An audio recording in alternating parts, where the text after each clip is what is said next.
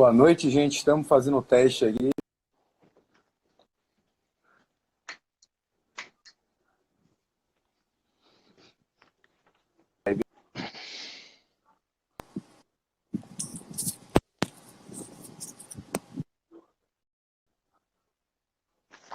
E aí, Brunão?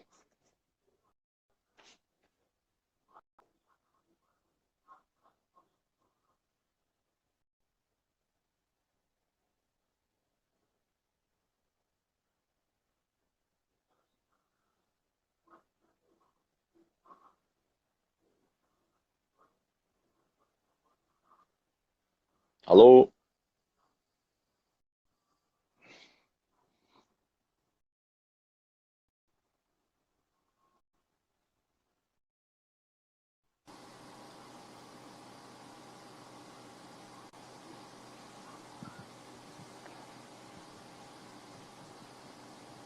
Farani? Diga, Bruno. E aí? Tá me escutando bem? Tá me ouvindo aí bem? Tô ouvindo bem. Eu tô lhe ouvindo bem também. Pronto. Então pronto. Aí. Deixa eu ver aqui. Agora que eu não tô lhe vendo. Tá me vendo?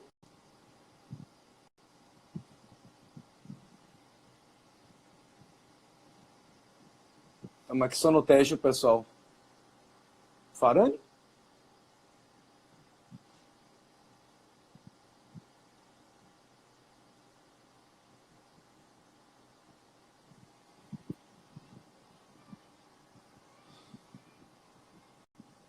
Boa noite, meninos. Jamil, Massinha.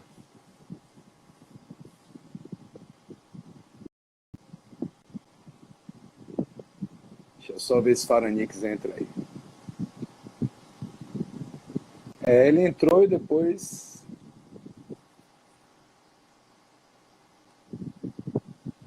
Tá conectando aí. Mas estamos no tempo ainda. Faltam 3 minutinhos. É o tempo que o pessoal vai chegando aí. Boa noite.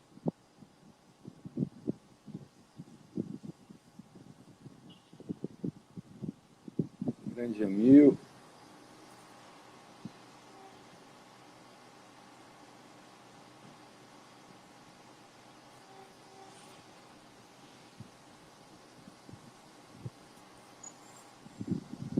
Jobson. Deixa eu ver aqui, deixa eu tentar chamar o homem de novo aqui. Peraí, um momentinho só. Marcelo Farani.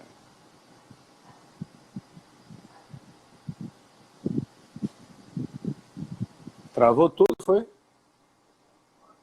Deixa eu tentar voltar.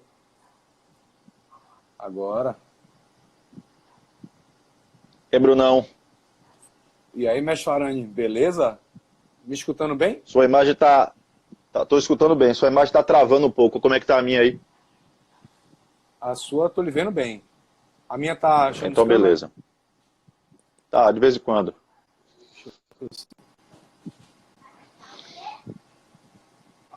A minha tá tremendo?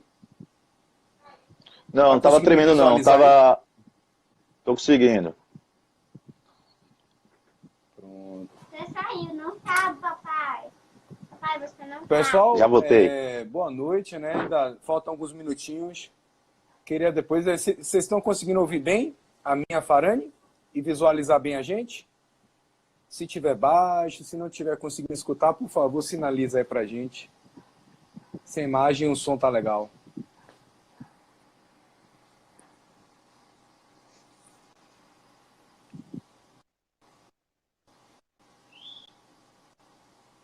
Pronto. Bruna, Jéssica falando que tá bem aí. Para. Deixa eu só colocar aqui o título da aula, Faranix. Estão dizendo que tá bem. Melhorou sua imagem aqui pra mim também. Marcinha, todo mundo aí dizendo que tá bem. Vi aí quem tô, Dr. Joabson aí também na estante. A galera tá chegando. Joabção, homem aí. Ó.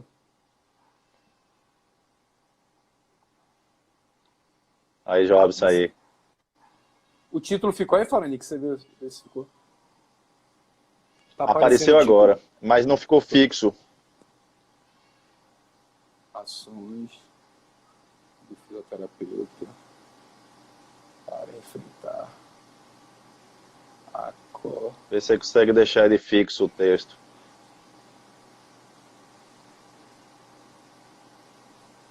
O professor Danilo aí, lá de Vitória Conquista. Opa! Dona Vilma lá de Porto Seguro, tem a galera aqui da Bahia inteira aí. Olha, Paulinha. Paulinha tá craque aí, sabendo tudo aí de Covid.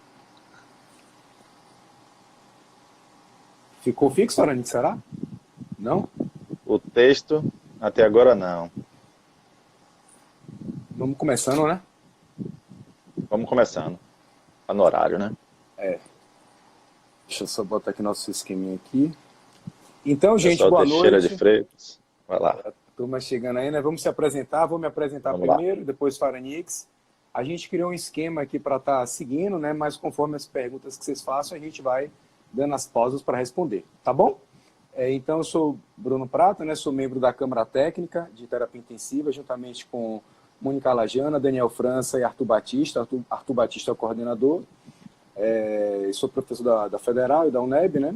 E estamos aqui para falar um pouquinho sobre a Covid, tá bom? E aí chamamos nosso amigo aí, grande Marcelo Farani, aí, né? Que tem combatido de frente aí, né? Com uma experiência prática muito importante. Eu vou deixar ele se apresentar, aí a gente vai iniciando nossa conversa aqui, tá bom? Boa noite a todos, meu nome é Marcelo Farani, sou fisioterapeuta aqui da Bahia, de Salvador, especialista em terapia intensiva pela Sobrafi, atualmente à frente das UTIs lá do Hospital Aliança, aqui de Salvador, e também corroborando aí com o CREFITO, né, nesse apoio aí, e esse momento é bem importante porque a gente precisa estar levando para a comunidade e para os profissionais o máximo de informação que a gente coletar, porque é uma doença nova que a gente não tem muito entendimento ainda sobre ela, a gente está vendo no dia a dia. Isso está sendo bem importante. Essa troca de informações está sendo muito rápida, muitos artigos chegando. Os grupos de artigos e de hospital das redes sociais estão cheios de evidências e a gente está esperando que cheguem mais para a gente conseguir trilhar melhor e tratar melhor esses pacientes. Então, eu gostaria de agradecer Bruno também aí, como pessoa importante nisso aí, pela questão da Sobrafi, né? A Sobrafi está tendo um papel fundamental, trazendo as informações para a gente, né? Atualizações. Foi publicado agora por Bruno recentemente o de mobilização, né? As indicações de mobilização desses pacientes com Covid, bem importante. Um tratado muito bem escrito e a gente tem muita coisa boa aí sendo escrita, muita evidência e vamos falar um pouquinho.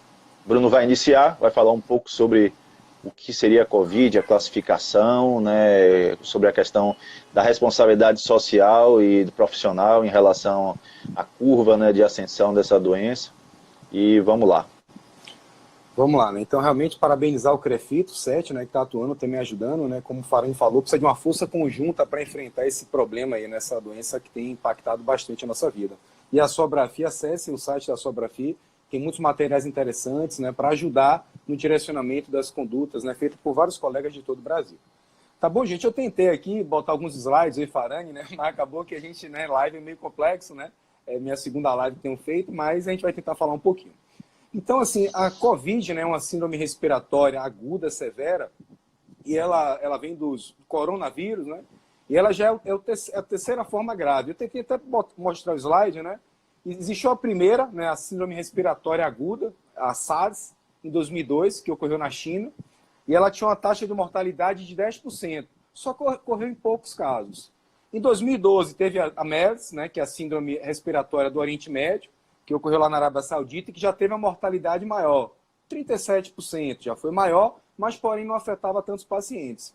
E agora, em 2019, né, temos a Covid, né, que é uma mudança, né, é o SARS-CoV-2, é uma mudança daquele vírus lá do SARS de 2002 e faz com que ocorra a doença Covid-19, que teoricamente a mortalidade dela é muito baixa. Então, em dados aqui de um estudo de 2000 da Anesthesiology, na China a mortalidade é 3,7%. É baixa, principalmente em populações de risco. Mas qual é o problema? Ela é muito transmissível, então ela se dissemina muito rápido. Então, a quantidade de gente infectada é muito grande. Tanto é que não estamos falando mais, é uma pandemia, né? E vários países estão enfrentando esse caos na saúde, né? E a gente está tentando agir para combater. Tá bom? Então, só para contextualizar um pouquinho isso aí. E toda vez que a gente acessa lá os sites da atualização, eu peguei uns dados para colocar a quantidade de mortos, né? Em 12 horas, hoje, era 220 mil. Depois, 21 horas, quando eu coloquei novamente, eram 28 mil. Então, é algo que realmente o crescimento ele é exponencial. E aí é importante que a gente entenda, né, que o fisioterapeuta tem um importante papel, não só a nível hospitalar, nos 3 níveis de atenção, né, no primário, no secundário e no terciário. O terciário ainda vamos pensar mais para frente lá, né, para os sobreviventes. Então, primário, que é tentar combater a disseminação desse vírus e a transmissão, né? Então, todo mundo acho que está um pouco tenso, os profissionais de saúde, todos os familiares, né? As pessoas idosas, e precisamos ter muito cuidado e disseminar aquelas informações de prevenção, de limpeza das mãos, né? Do uso dos equipamentos adequados na prática ali de quem está na beira-leito, para que isso não aumente ainda mais. E aquilo que tem muito se falado, né? Que é o achatamento da curva. O que é o achatamento da curva? É fazer com que esses casos ele ocorram, mas ocorram de uma forma mais lenta e, consequentemente, o sistema consiga absorver. Então, existem até alguns materiais publicados lá na Sobrafy, depois acessem, falam um pouquinho sobre isso aí também. Tá bom? Indo diretamente para o que importa, né? Falar da Covid, ela tem 3, que é a doença causada pelo SARS-CoV-2, ela tem 3 tipos de uma classificação, né? Existe um handbook publicado lá na Universidade de Suzhou, lá da China, né, que eles estudaram muito sobre isso, e eles falam que tem 3 classificações. A leve, que é aquele indivíduo que tem sintomas, não tantos respiratórios, mas que ele tem a Covid. Evidentemente, esses indivíduos eles são assintomáticos. A classificação moderada, que é quando ele tem alguns sintomas respiratórios leves, mas não tem impacto em oxigenação, não tem aumento de trabalho. 80% são esses indivíduos. Isso é no mundo todo, ok? Leve a moderada. Sintomas gerais ou sintomas respiratórios. E aí a gente tem os 2 quadros mais graves. Quais são? Severa, né? O severo e o crítico. O severo é aquele indivíduo que vai ter impacto em oxigenação ou aumento de trabalho. Como a gente todo mundo já está cansado de saber, a Covid-19 é uma insuficiência respiratória hipoxêmica. A principal característica dela é hipoxêmica. Todos os pacientes que são hospitalizados, 100% têm hipoxemia. Então, o quadro severo é definido como aquele indivíduo que vai ter uma saturação menor do que 93 ao ambiente e ou um aumento de frequência respiratória maior do que 24. Esses indivíduos, eles geralmente, as imagens radiológicas, elas alteram de 24 a 48 horas. O Farani daqui a pouco pode falar, né? A evolução é muito rápida, naqueles que pioram muito. E aí ele vai para o outro estágio. Então, 80% é o leve a moderada, 15% esse severa que eu falei, e tem os 5%, que é o caso crítico, né? O crítico é o cara que vai ser entubado, ele vai entrar em falência, né? Ele vai para a ventilação mecânica, ele faz disfunção de múltiplos órgãos e sistemas, muitas vezes ele morre pela disfunção de múltiplos órgãos e sistemas, e ele tem 3 estágios, né? O estágio precoce, o estágio intermediário e o estágio tardio. É bem interessante esse handbook, né? Esse estágio precoce é o quê? É um indivíduo que geralmente ele vai ter uma relação abaixo de 150, uma PaO2, FO2 abaixo de 150, porém a complacência dele é acima de 30. Tem o estágio intermediário, que já é uma situação mais grave. A PaO2 FO2 é de 60 a 150, então já tem uma oxigenação pior. E ele tem uma complacência entre 15 a 30, então ele já é um cara que tem complacência baixa. Muita gente falando, existem pacientes que têm complacência normal na COVID, mas tem muitos pacientes que têm complacência muito baixa, né? Semelhante à SDRA clássica. Então esse aqui é o estágio intermediário, relação PaO2-FO2 de 60 a 150 e complacência de 15 a 30. E geralmente esse indivíduo ele tem falência de múltiplos órgãos, né? Nós, infelizmente, eu e Hilária, minha esposa, a gente está com uma tia que está combatendo esse quadro, uma situação bem grave, estamos orando para que ela possa se recuperar. E o estágio tardio, que é o pior de todos, que a mortalidade é muito alta, é aquele cara que tem uma relação abaixo de 60, teoricamente ele teria indicação de ECMO, né, para poder sobreviver, e uma complacência abaixo de 15, a mortalidade é muito elevada. Então, esses são os 5% muito complicado, né, que geralmente a gente vai estar, são aqueles pacientes que morrem.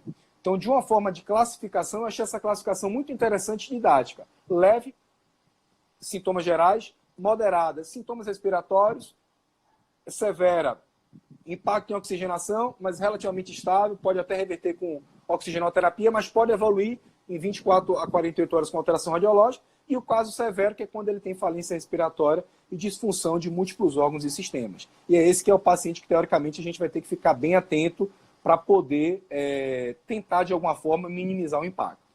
Beleza? Então, vamos lá. Seguindo em frente, existem dois perfis também clássicos, né? O cara que tem redução de complacência, né? E tem outra situação, que é a complacência relativamente normal, mas aí tem uma alteração de ventilação, perfusão, mais à frente a gente fala. Agora eu vou pedir para meu amigo Faranix, né, falar um pouquinho sobre, imaginando já nos cenários mais graves, né, no indivíduo que já está lá no ambiente secundário, que ele foi, quem é que tem que ser hospitalizado também, que isso é importante, né, pessoal? O indivíduo, para ir para o hospital, ele tem que ir, se ele tem aumento de trabalho ou se ele tem um desconforto respiratório, de certa forma. Porque se ele vai para o hospital, ele pode acabar pegando o problema lá no caminho. Agora, se ele tiver febre, tosse, né, coriza, ele pode ir no posto de saúde. Mas realmente o marcador maior é quando ele tem uma alteração mais significativa. Então é importante que a gente fique em mente com isso aí. Tá bom? Imaginando ele chegando no hospital, aí eu vou pedir para meu amigo Farani falar aí um pouquinho sobre as intervenções do fisioterapeuta, né? Da triagem, da oxigenoterapia, quando essa questão tem indicação para venir, alto fluxo, se os pacientes respondem bem à oxigenoterapia. Vamos lá. A gente está lidando com esses pacientes diretamente, então a gente tem observado bastante, a gente fez um fluxo lá no hospital, baseado no fluxo que a maioria dos guidelines estão falando, né, e a maioria dos hospitais aqui do Brasil e do mundo estão triando. Então a gente trilhou lá 3 grupos, né, dos pacientes que chegam com saturação abaixo de 93%, correlacionando com a PO2 desse paciente. Então, pacientes que têm uma saturação de 92%, 93% com a PO2 acima de 70%, esse paciente precisaria só de uma oxigenoterapia em baixo fluxo, né, que poderia chegar a ter 5, 6 litros por minuto. Pacientes com queda de PO2 abaixo de 70 e com a saturação abaixo de 93, esse paciente já teria indicação de uma oxigenoterapia um pouco mais severa, mais alta, né? Na verdade, a gente não está utilizando os sistemas de alto fluxo via Venturi nesse momento, apesar que algumas literaturas falam da Venturi 50. A gente achou por bem não, porque é uma terapia que gera muito aerosol. Então a gente está utilizando lá no máximo, lá no hospital, uma máscara reservatória até 10 litros por minuto, que algumas referências nacionais de alguns hospitais daqui do Brasil também têm utilizado disso. Pacientes com saturação ao ambiente abaixo de 93 e uma PO2 abaixo de 65 é indicação direta de intubação orotraqueal, né? Dentro desse cenário, a gente vê que tem, por que não tentar resgatar esse paciente com ventilação não invasiva ou então cateter nasal de alto fluxo, visto que essas duas terapêuticas são indicadas para pacientes que têm hipoxemia, né? Então, a dificuldade técnica que a gente tem observado aqui no Brasil em relação à ventilação não invasiva é a questão da interface, né? A questão da liberação de gases e de escape aéreo que vai ocorrer, e também a questão do circuito único, que é utilizado na maioria dos ventiladores não invasivos, né? Então, a gente tem aqui no Brasil simplesmente uma máscara, um formato de máscara que foi inicialmente utilizada pela Respironics. Aqui a gente não fala de nenhum conflito de interesse em relação a isso, mas foi a primeira máscara que foi disso, que é a Performax. A partir disso, tem outras marcas que vieram a utilizar esse mesmo modelo, e esse modelo com a válvula não ventilada, ela está sendo indicada para a utilização de ventilação não invasiva, de uma forma diferente do que a gente utilizaria para algum tipo de insuficiência respiratória hipoxêmica, como na SARA, né? Que a gente utilizaria até 2 horas para tentar reverter uma nova gasometria. E nesse momento a gente faz um teste rápido, que é o que está sendo indicado, de 30 minutos. E se esse paciente não melhora a oxigenação em nível considerável, esse paciente está triado para intubação orotraqueal. O cateter nasal de alto fluxo tem sido utilizado, a gente vê em referências, principalmente nos trabalhos que foram publicados lá na China, mas a gente não mostra, não está observando nessas evidências se a ventilação não invasiva ou o cateter nasal de alto fluxo que foi utilizado, ela realmente tirou esses pacientes da necessidade de intubação ou então piorou esses pacientes? Porque o prolongamento de uma hipoxemia pode levar a sequelas severas e uma intubação no momento mais inadequado.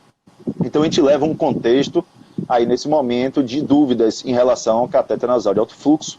Existe a utilização em alguns locais e a gente não sabe o porquê da utilização, visto que também a gente está vendo que o cenário mundial está sendo de dificuldade de recurso. Então pode ser que a dificuldade de ventiladores mecânicos pode ter triado alguns pacientes a utilizar a ventilação não invasiva e a utilizar o catéter nasal de alto fluxo. A gente tem visto algumas imagens, alguns vídeos da Itália do pessoal usando aquela interface, o Helmet, né, para ventilação não invasiva. O Helmet ele não foi liberado pela Anvisa há muitos anos, então ela não tem aqui no Brasil e de forma urgencial a gente não vai conseguir ter a confecção nem a liberação disso. Então a gente não tem essa interface, que é o Helmet, porque é uma máscara que tem menor fuga, o paciente consegue permanecer durante mais tempo utilizando, né, e seria uma indicação. Então a ventilação não invasiva, quando indicada aqui, quando realizada através da máscara Performax, a gente tem que utilizar no máximo uma PIP de 10, um FO2 no máximo de 50%, para que a gente tenha resultado. Se em 30 minutos não houve resultado na hipoxemia, que é a única reversão que a gente quer ter, esse paciente então está triado para intubação orotraqueal. E essa tem que ser uma indicação bem assertiva e bem rápida, porque esses pacientes que vão ficar muito tempo demorando de ser intubado, vai ser uma intubação mais difícil. Esse paciente vai ter que ser curarizado durante a intubação para evitar tosse, para evitar liberação de aerosol. Não é indicado a ventilação com ambu durante a intubação, né? Então esse paciente vai ser pré-oxigenado, mas esse paciente não é indicado de fazer nem ventilação VNI antes da intubação, nem ambusar esse paciente, então vai ter que ser uma intubação no momento adequado, né, para evitar essas complicações que ocorrem durante uma intubação orotraqueal, né. Perfeito, Aranix, super vamos importante. Dar, depois de intubado, diga, vamos lá, Bruno. Só isso que Farani falou, super importante, né, e os chineses mostraram, né, que é super importante essa triagem precoce. Tem que triar precocemente o doente, né. Então, daqueles pacientes que ficam com oxigênio, tem que ficar, a vigilância ali é extremamente importante. Porque se ele começar a piorar, né, realmente tem que ficar muito atento, porque existe uma grande chance dele evoluir para intubação, né, já que a doença, ela realmente, nesses pacientes, em alguns, né, ela deteriora de forma muito significativa, né. Só para reforçar, não é indicado o uso de máscara de Venturi, ok? Porque ela gera aerosóis, né? E isso, consequentemente... Ela é sistema de alto fluxo, né? Sistema de alto fluxo, exatamente. Então, é diferente da máscara, né, com reservatório, porque a máscara com reservatório não é um sistema com alto fluxo, né? Ela tem a bolsa que reserva um grande volume de oxigênio, mas ela não é sistema de alto fluxo. Então, por isso que ainda em alguns protocolos é utilizado ainda a máscara reservatório com fluxo mais baixo, não chegando ao limiar de 15 litros, que alguns locais usam, porque também pode falsear também a resposta desse paciente. A gente está limitando aí no protocolo utilizar até 10 litros por minuto. Perfeito, então, acho que respondeu a pergunta de Priscila, que ela falou que os chineses foram criticados pela ventilação não invasiva, assim como também pelo alto fluxo, né? Mas a gente não sabe qual o contexto que eles estavam vivenciando lá, e eles não trazem dados positivos da útil da ventilação não invasiva, nem da catéter nasal de alto fluxo, por isso que se a gente viver um cenário melhor, a gente não indica a ventilação não invasiva e nem o catéter de alto fluxo para esses pacientes. E até porque, qual é a questão também, né, Faranix? Além disso, existe a grande... Você tem que ter vários recursos, né? Você tem que ter um ambiente, sala com pressão negativa, tem que ter recurso de ventilação com ramo duplo, máscara, né, duplo, específica, usar os filtros, né, específicos. Usar os filtros, então isso aí também é um ponto importante. Além das falências hipoxêmicas serem, né, como o Faranix já falou de forma muito clara aí. Beleza? Vamos dar seguimento, Bruno vai falar agora. Vai lá, jogo duro. Vamos falar logo dos parâmetros, né, Bruno? Porque o tempo é até um pouco curto. Então, o pessoal já falando de ventilação mecânica, a gente vai falar, os pacientes que forem intubados, como a gente coloca os parâmetros, qual é a participação da fisioterapia durante a intubação e a importância nessa fase de intubação, da presença do fisioterapeuta, e quais são os parâmetros iniciais que se colocariam nesses pacientes, visto as evidências que temos aí na literatura. Perfeito. Então, o papel, a gente sabe da nossa importância, né, dentro do time ali de resposta rápida, né, houve até um problema em relação a algum conselho, né, que emitiu uma nota, né, inadequada, né, e limitando a nossa atuação, coisa que não é. A gente participa ali né, como profissional de primeira linha, juntamente com o enfermeiro, com o médico, participando. Então a gente vai ter que estar lá, dar todo o suporte a nível da intubação, não só identificando o paciente de risco, já que o nosso olhar, do ponto de vista de função respiratória, ele é mais específico, de certa forma, e, evidentemente, como o Farane já falou, não pode realizar ventilação com o ressuscitador manual para colocar ali o oxigênio conectado, né, e deixar apenas o paciente, de alguma forma, ele pré-oxigenar. A equipe tem que preparar rapidamente o equipamento para que o médico possa entubar isso de forma eficiente, né? Se for possível, até que conecte-se o ventilador já com o filtro adequado, né? Daqui a pouco a gente fala um pouquinho do HME, do EPA, com a máscara, né? Para que esse indivíduo, com o circuito de aspiração, tudo já conectado, porque esse indivíduo geralmente ele não é bom desconectar ele, então é importante ele estar com o sistema de aspiração fechado e, evidentemente, para evitar essa disseminação. É importante a gente atender esses doentes, mas é importante a gente se proteger e proteger o ambiente, porque senão vão ter mais pessoas com risco de acometimento e ser prejudicial. Então é muito importante esse cuidado, apesar da mortalidade ser baixa. Então, a gente tem um papel extremamente importante, é importante a gente usar os equipamentos de proteção individual, a intubação ali, né, tem que estar usando a máscara N95, o óculos, né, a viseira, né, e assim por diante, para poder ter toda a proteção. Tranquilo, Farane? Mais alguma coisa aí da parte de auxílio na IoT? Acho que não. A preocupação da gente, nesse momento, é deixar o que a gente tem feito lá, graças que todos os pacientes que estão sendo intubados no momento certo, sem muita correria, sem muita atraso. Então, a gente está conseguindo preparar tudo, a equipe sincronizar a entrada, deixar tudo arrumado para que a gente consiga ter uma intubação fácil, né? Sem que o médico consiga intubar logo de primeira, que o paciente, nesse momento que foi sedado e curarizado, tenha logo um acesso do tubo. Então, alguns locais, lá no hospital mesmo, eles estão com o novo laringoscópio, não laringoscópio com câmera, para visualizar mais fácil a via aérea e, consequentemente, evitar falhas de trajeto.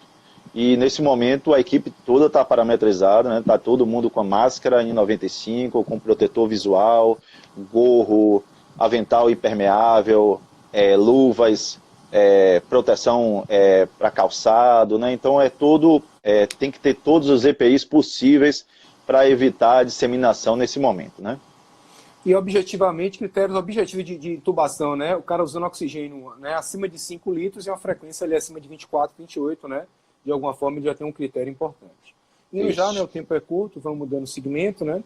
Assim que o indivíduo entrar na ventilação mecânica, né, tem que estar com o sistema ali de aspiração fechado, sempre lembrando dos filtros, né? Existe uma discussão muito grande dos filtros. Então, o filtro ele tem que usar um filtro umidificador, trocador de calor, no Y, que é o HME.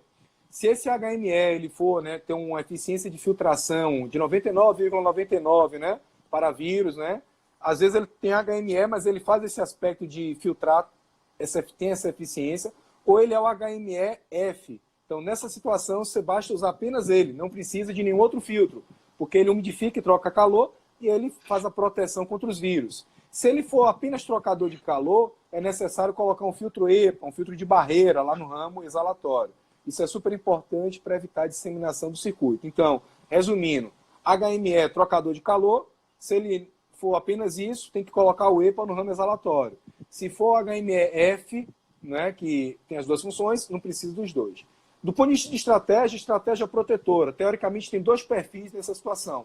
Baixa complacência, que é o perfil clássico de síndrome do desconforto respiratório, né? E tem um outro perfil, que é aquele cara que tem uma complacência relativamente normal, porque a gente não sabe nem quais são esses valores de normalidade, de certa forma, e ele tem mais alteração de ventilação-perfusão, né? Existem relatos que ele tem alteração da vasoconstricção hipóxica, e por isso tem aquela hipoxemia severa. E, de certa forma, o importante é o quê? Estratégia protetora, proteger da lesão pulmonar induzida à ventilação mecânica. E eu vou falar alguns parâmetros, depois Faranix vai falar do ajuste do PIP. Então, a recomendação importante é o quê? Volume mais baixo, nunca volume alto. Isso é a coisa mais certa que se tem. Então, ventilar ali, né, de 4 a 6 ml quilo do peso predito para proteger da hiperdistensão alveolar, né, que vai fazer esse mecanismo de volutrauma. Platô abaixo de 30. Platô abaixo de 30 é até melhor do que drive pressure, menor do que 15. Se você pegar as grandes evidências, é volume baixo e platô abaixo de 30, mas o driving pressure também é importante abaixo de 15. Então isso é super importante para poder fazer a proteção, evitar essa lesão pulmonar induzida pela ventilação mecânica, tolera um pouquinho da hipercapnia permissiva. E aí eu vou pedir para meu amigo Farani falar um pouquinho sobre o outro mecanismo que de alguma forma previne a lesão pulmonar. Porque são dois mecanismos, da hiperdistensão alveolar e o outro é o quê? É o abrir e fechar, né? Que é o atelectrauma, né? A abertura e fechamento cíclico do alvéolo. E aí o PIP, de alguma forma, teria esse objetivo, desde que no nível adequado. E eu vou perguntar ao meu amigo Farani como é que faz esse ajuste do PIP e até como é que eles têm visto isso lá no hospital, que já tem alguns casos. Agradecer aí, Gustavo, entrou aí, o presidente, obrigado aí pela participação e pelo convite. Então a PIP, né, eu queria falar sobre a PIP, né, Bruno acabou de falar que um dos mecanismos de piora nessa relação VQ é a vasoconstricção hipóxia que esse paciente está fazendo. Então é uma alteração perfusional, é uma perda na regulação da perfusão. Isso é bem notório, isso é bem visto no dia a dia desses pacientes. É um pouco diferente do que a gente vê no paciente com SARA. Ele tem alteração perfusional também, mas mesmo quando você otimiza uma PIP, esse paciente faz uma perda súbita, né, através da alteração que ele ocorre durante a frequência cardíaca, da pressão arterial, das trocas gasosas, que é uma dificuldade de reverter esse quadro. São alterações assim que a gente que tem contato com o paciente de SARA não visualiza no dia a dia do paciente com SARA. Você vê o paciente perdendo, mas nesse não, o paciente está bem, a gaso está boa, daqui a pouco ele faz um quadro súbito de perda de oxigenação e é uma coisa assim, nunca antes vista, né? Então, como titular essa PIP, né? A gente vai citar aqui dois tipos de regulação para tentar ajustar essa PIP. No começo, a literatura trouxe a utilização de PIP muito alta, principalmente na China, a utilização de PIP de 14, 16. E isso começou a vir para outros países e as pessoas continuaram usando essa PIP alta, né? Mas a PIP veio começando a regredir, a gente já tem visto alguns trabalhos bem fortes, trazendo uma PIP um pouco mais baixa, visto que essa resposta da vasoconstricção, da perfusão, né, que dá essa hipoxemia, é o mais notório, e não a questão mesmo de estabilização alveolar, né? Mas como a gente conseguia ajustar inicialmente essa PIP, né? Existe a questão da titulação da PIP, que a gente sempre aprendeu através da PIP complacência, que a gente fazia aquela curva, né, de PIP por complacência, e eu utilizava a menor PIP com a melhor complacência, né? Mas agora a gente vê que é uma patologia que não tem muita indicação de recrutamento. E antes, nesse momento da titulação da PIP, a gente fazia uma homogeneização com a PIP um pouco mais alta, fazia uma titulação com PIPs altas, né? E depois a gente ia abaixando até um nível de PIP mais baixo. Nesse momento é indicado uma mini titulação da PIP. O que é isso? É utilizar no máximo entre 18 a 20, algumas literaturas falando de 20, mas a maioria é 18 de PIP, e você fazer um decréscimo até 10, 8 de PIP, encontrar aí nesse momento o melhor ou menor drive pressure que você encontra, que vai ser a diferença entre o platô e a PIP, ou então ver a complacência, que teoricamente é a mesma coisa, a curva é a mesma, a parábola vai ser a mesma em pacientes que têm uma equação boa entre distensão e colapso pulmonar. Os pacientes que têm curvas muito lineares, com colapso e distensão muito próximo, a gente não vai conseguir distinguir uma PIP muito adequada. Então, a melhor titulação que a gente fala hoje é a mini titulação da PIP.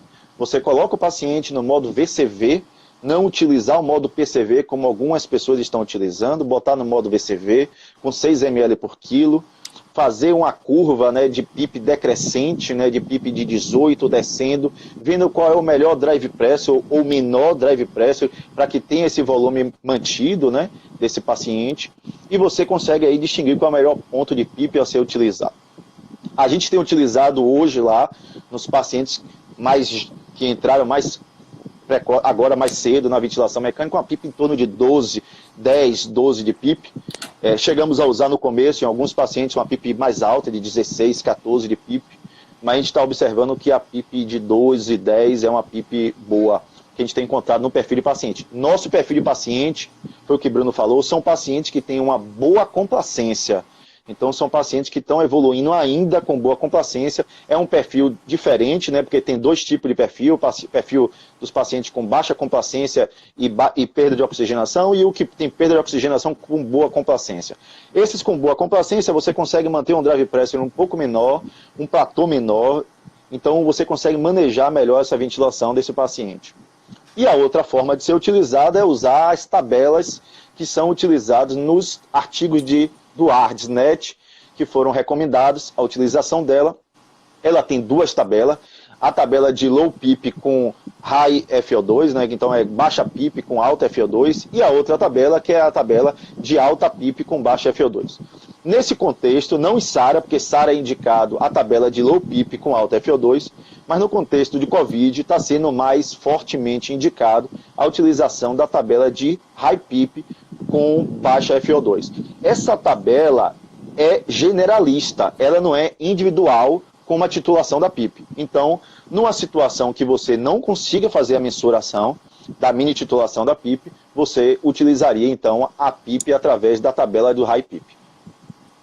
Vamos lá, Bruno.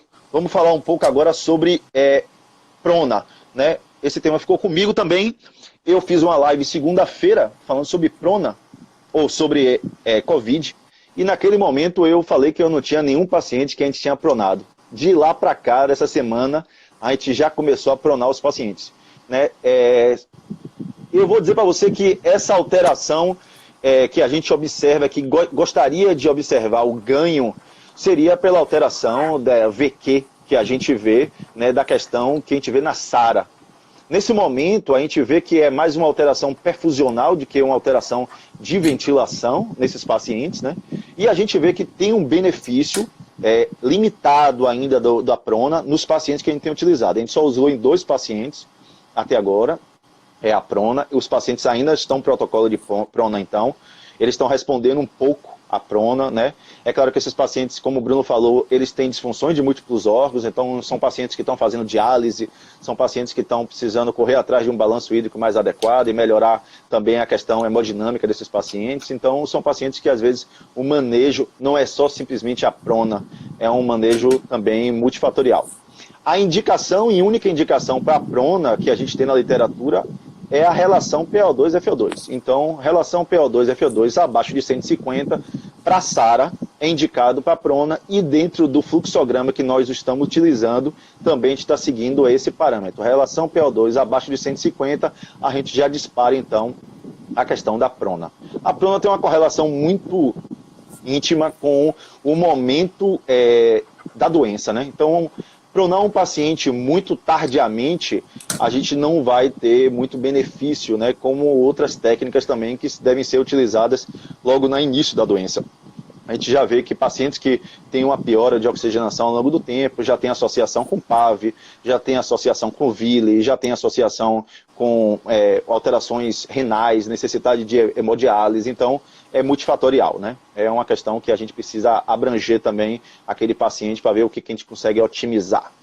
Então, vamos falar um pouco agora sobre... Bruno, também eu acho que vale a pena comentar um pouco sobre a PEEP, sobre a prona, que eu acho que é aquela bala da agulha, é aquele manejo mais fino que a gente tem que ter nesse paciente em relação a isso aí. Perfeito, excelente a explicação, Faranix. E assim, sempre lembrando, pessoal, nessa situação, o indivíduo ele não tem que ter, a hipoxemia é garantir a hipoxemia mínima.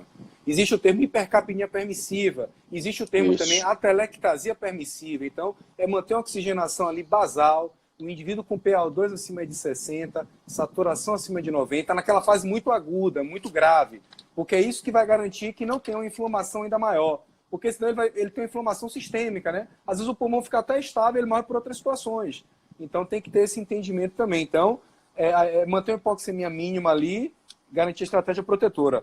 Teve uma pergunta ali, Faranin, só reforçando, o colega perguntou sobre 2 fenótipos. Realmente tem 2 fenótipos, né? Tem um fenótipo clássico, né, que é a redução de complacência, tem um pulmão mais pesado, né? De alguma forma ele pode ter alguma resposta a recrutamento, a um PIP mais alto. E o outro fenótipo, que é o cara com complacência melhor, complacência mais alta, mais alteração de VQ e, teoricamente, menos resposta a recrutamento. Até o que Gattinone fala, né? Gattinone até é um pouco duro nisso, né? Ele fala que não precisa nem limitar volume, porque, segundo ele, só existe esse perfil. Mas é uma coisa que existem vários... outra coisa colega Tina falou ali, PIP alto, né? Realmente, PIP alto, de uma forma geral, Tina, poucos pacientes vão responder, né? Até antes mesmo na Faranix, os trabalhos não mostram que o PIP alto é uma coisa tão benéfica, né? Só em situação Isso. extremamente específica. Perfeito. Teve um pessoal que perguntou sobre o tempo de prona. O tempo de prona para a SARA é entre 16 e 21 horas. Para a COVID, já está tendo algumas referências falando entre 18 a 24 horas. Lá, nesses 2 pacientes, a gente... Opa, Léo aí, falando de Laurinha. Tá dormindo. Lá no hospital, a gente tem utilizado 18 horas de prona para os pacientes e tentando fazer uma sequência para que a equipe tenha assim, tempo de despronar o paciente, respirar, né, e depois ir para o outro para despronar. Então, uma sequência, assim, também a gente tem que fazer esse agendamento, porque a equipe precisa da equipe multiprofissional para fazer uma prona, né? Gattinoni falou isso hoje, né? Hoje não, saiu dia 30 na American Journal, né? Que saiu uma carta ao leitor, né? Que ele falou, ele é um pouco duro nas falas dele, mas ele falou sobre isso, sobre a questão da prona. Ele falou, pronar é quem necessitar, né? A prona é necessário para quem tem necessidade da prona, porque também pode causar um desgaste grande da equipe. Ele fala da sobrecarga, né, da equipe, de forma desnecessária. Então, pronar os pacientes que têm necessidade de troca, que são responsivos, também porque o paciente tem que responder a prona, porque se ele pronou, ele não respondeu a prona, a indicação de repronar esse paciente por diversas vezes, às vezes fica um pouco dúbia, né? Então a gente tem que saber também que alguns pacientes não são respondedores de PIP e não são respondedores de prona. E a gente tem que observar quem são esses pacientes. Perfeito. Ele sempre lembrando, a prona, né, qual é o mecanismo da prona? Ela torna a pressão transpulmonar mais equilibrada, melhora um pouco da relação ventilação-perfusão. Então, para ser respondedor, depois de 1 hora que pronou, tem que ver se a PaO2 subiu 10 pontos ou se teve um aumento de 20 pontos na relação PaO2 a FiO2. Se ele for respondedor, mantém o tempo. E aí, depois, quando voltar para a supina, refaz a gaso e vê se está abaixo de 150, né? E inclusive, eles recomendam que o período, desculpa aí, Bruno, um período de até, para o paciente não respondedor, que ele não permaneça às 18 horas, né? Que na 4ª hora após pronação, você pode despronar um paciente não respondedor. Né? Então, você não precisa permanecer às 18 horas com o paciente em prona, visto que ele não é respondedor. Então, é um teste também que, como tem um teste rápido de 30 minutos da ventilação invasiva, agora também tem essa evidência de um teste rápido de 4 horas para prona. Se o paciente não é respondedor, é supinar esse paciente de novo, porque tem as outras consequências da prona, as outras lesões geradas pela prona e o risco, né, de um paciente muito agudo evoluir para a parada cardiorrespiratória durante a prona, né?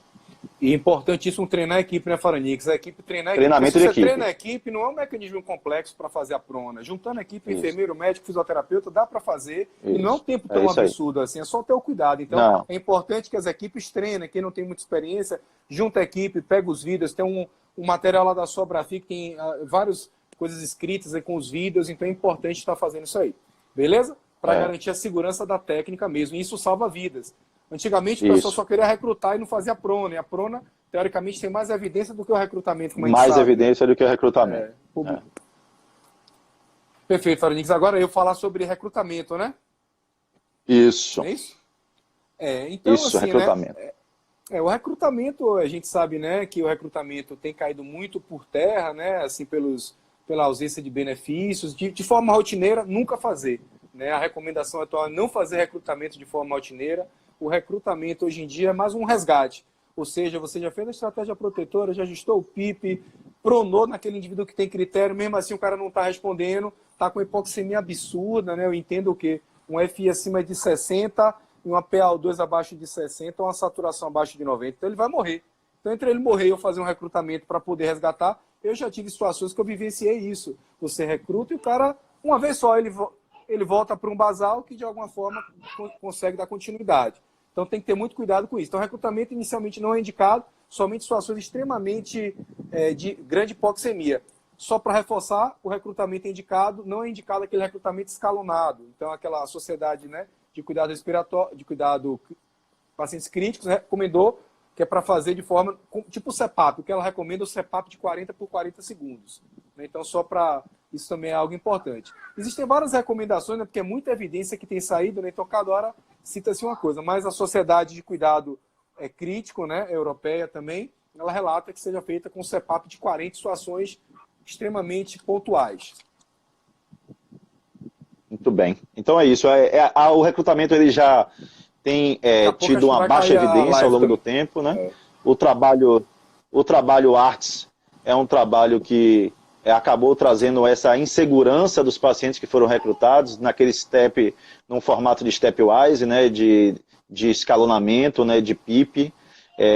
E a gente não tem observado evidência nesses pacientes com Covid de recrutar. Fora que nem Bruno falou, só para resgate mesmo, então às vezes é necessário quando acontece uma desconexão súbita, quando o paciente foi pronado ou despronado, naquele momento você, para resgatar o paciente e reposicionar ele, ajustar ele na ventilação adequada, pode ser feita a utilização de um CPAP como a terapia que foi proposta desde 98, né, no trabalho de Amato de recrutamento, que é um CPAP de 40 por 40 segundos, né, que é o CEPAPão, né, como a gente falava aí, tem até o colega aí falando isso aí, o velho antigo CEPAPão.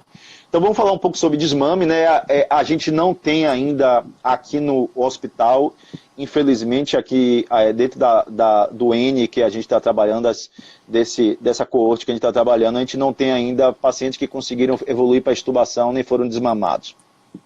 Talvez infelizmente o paciente a live caia um pouquinho, Faraninho, mas se cair a gente volta e finaliza rapidinho. Beleza.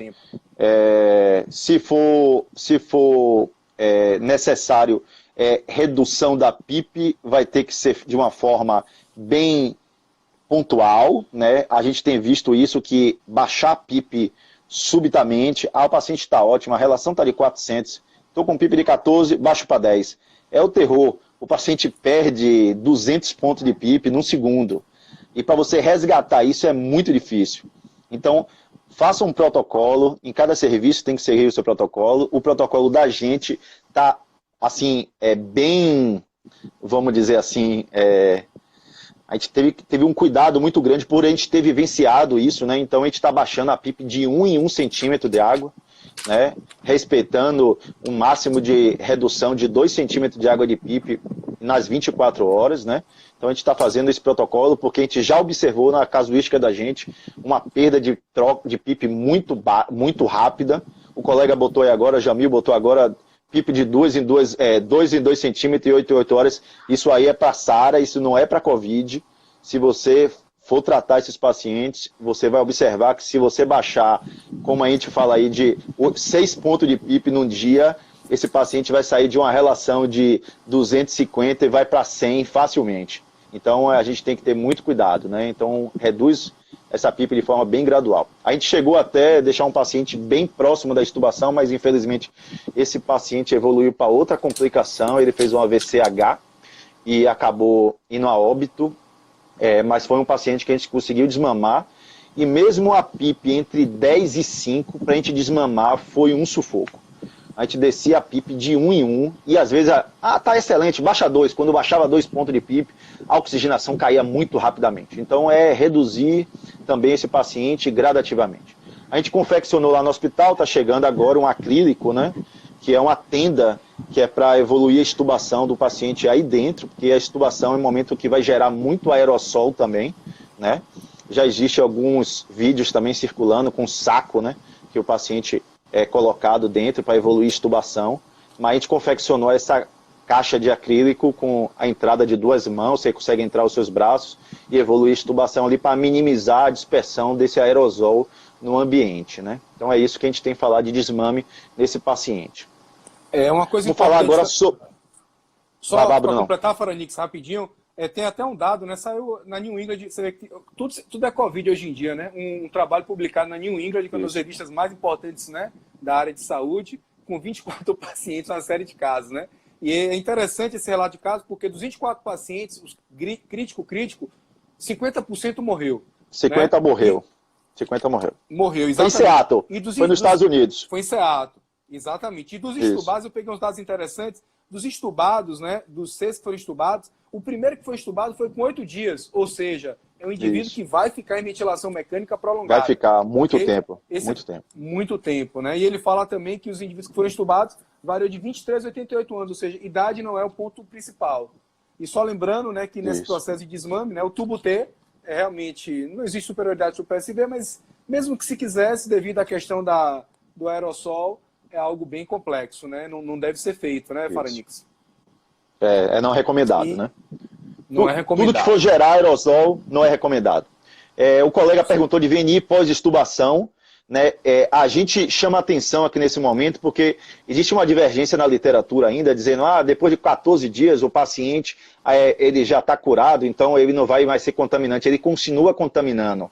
Então o paciente grave ele continua ainda contaminando. Esse paciente tem exame positivo ainda, em coleta de secreção, em coleta, né, de lavado broncoalveolar, ele permanece ainda infectando. Então, a gente fazer a ventilação não invasiva pós-extubação é a mesma, entre aspas, contraindicação que a gente fala para a indicação no pré-extubação. Né? Esse paciente tem que sair bem da ventilação mecânica. A gente não tem visto, nesse momento, trabalhos falando de traqueostomia. Esses pacientes são estubados mesmo, depois de muito tempo. Mas traqueostomia, até agora, não tem muita evidência também de retirada. Então o colega Helder botou aí PSV de 7, 5 ou CPAP. Eu acho que eu recomendaria as 3, visto que as 3 têm a mesma recomendação na literatura, né? Dependendo do ventilador que você estiver usando, mas evitar nesse momento a utilização do tubo T. Sim. Tem gente até usando PIP de 0 também, né? PIP de 0, ZIP, né? Botar Isso. CPAP, né? Ou PSV de 7 e ZIP, né? Tem algumas evidências também. O Renaldão perguntou ali, não foi sobre a questão. Com certeza a melhora clínica, né, Renaldão? É importante e, evidentemente, o indivíduo está com a PaO2, FO2 no mínimo acima de 150, né? Pelo menos, né? Para, de alguma forma, você pensar no desmame, né? Além de melhora radiológica, assim por diante, né? Professor Gustavo botou aqui, a Sociedade Brasileira de Cirurgia Torácica indica a traqueostomia após 21 dias. Isso é uma indicação que já é postergada, né? Porque a indicação da Sociedade de Cirurgia de Torácica e até de cabeça e pescoço quanto mais precoce você traqueostomizar o paciente, melhor para proteção de corda vocal, isso tudo, né?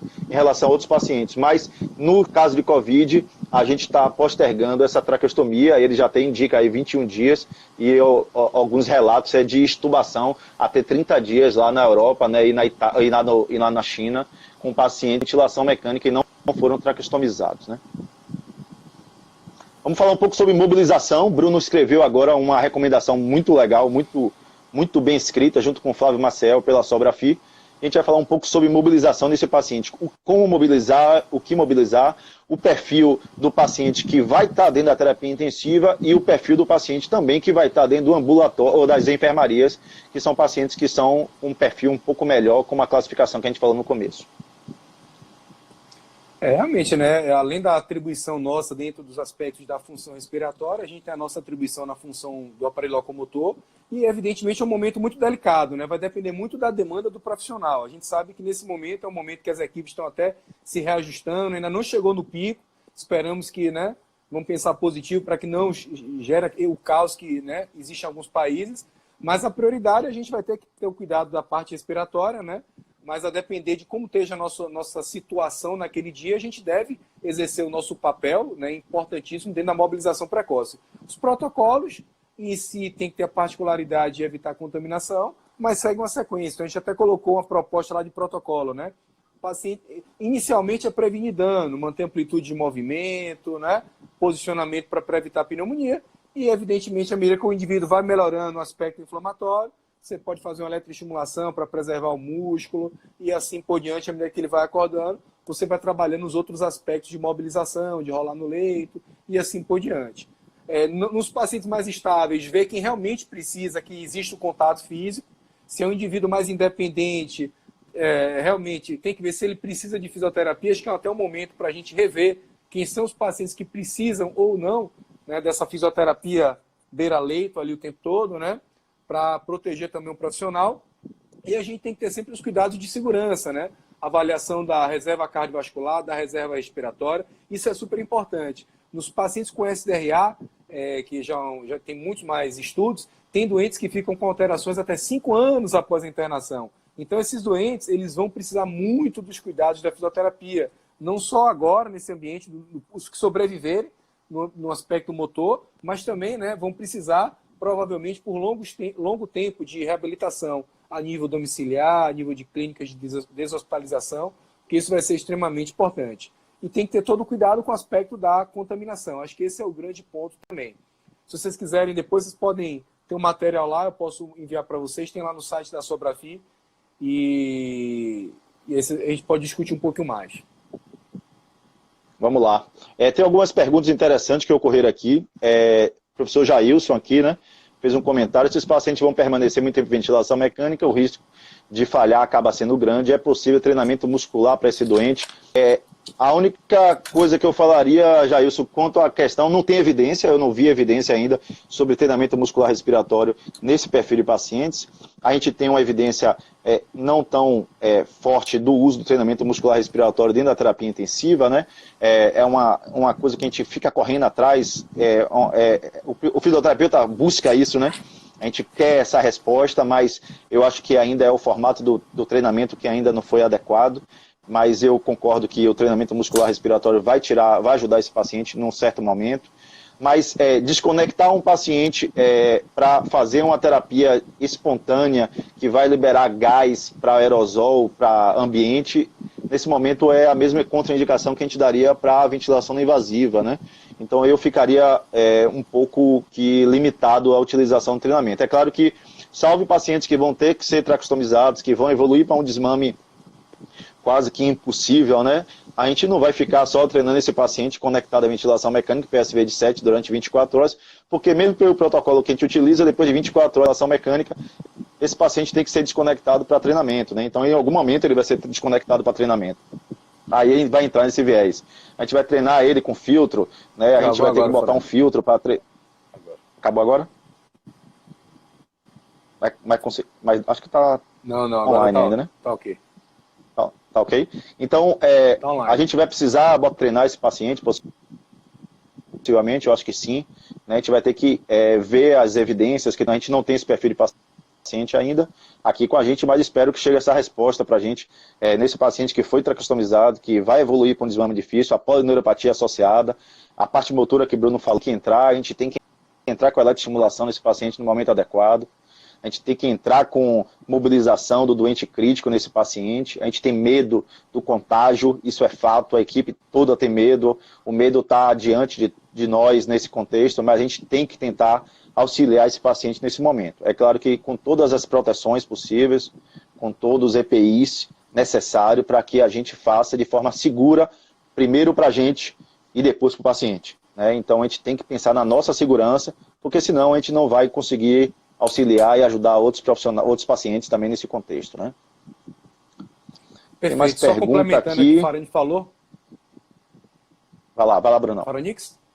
Só completando, né? Então, realmente, esse aspecto do treinamento que o Farani falou é super importante. Então, se o paciente é um desmame prolongado, está estável do ponto de vista clínico, não tem congestão pulmonar na infecção, você pode treinar o músculo respiratório de outras formas, né, Faranix, para não tentar desconectar. Então, exercício físico, a depender do momento. Então, são outras possibilidades, né? Já que existe essa questão da disseminação. Ou criar formas de fazer de forma segura, né? E só outra coisinha, Marcinha Estáquio ali, né, sinalizou super importante, né? Como eu falei, a fase inicial é prevenir perda de amplitude de movimento, né? E ter cuidado com o equinismo, né? Que esses indivíduos, pelo posicionamento, têm uma iatrogenia. Isso pode limitar muito a vida dele quando ele sair de lá nos sobreviventes, né? É isso, essa questão